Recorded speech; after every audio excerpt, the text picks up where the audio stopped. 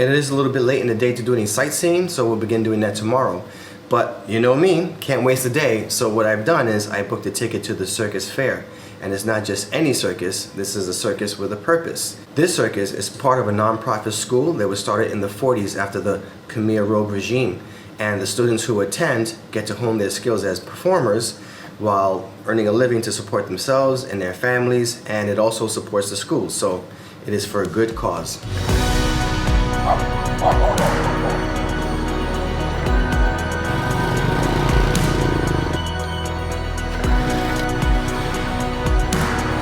I love it. I love seeing all the lights in the markets. It's so vibrant.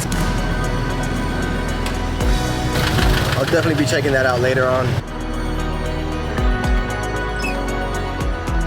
Once I arrived, I was surprised to find out that we would be joined by royalty.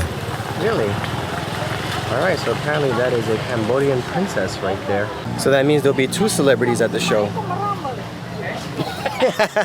Before the main event, we were treated to a pre-show dance. And the last dance is called Neri Chiju, or mid-dancing line. This is a traditional dance and performed by Cambodian girls wearing colorful clothes and accompanied by traditional song.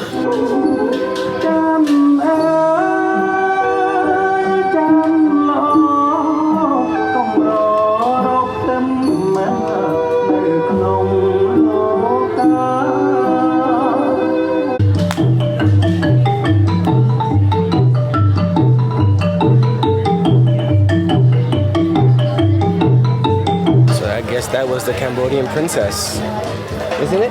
Yeah. All right, there you heard it. She's so beautiful. She's so beautiful. Good evening, sir. Yeah, over there, please. Phare, the Cambodian circus, uses theater music and dance in telling unique stories, historical, folk, and modern, making it the top-rated cultural performance in Siem Reap.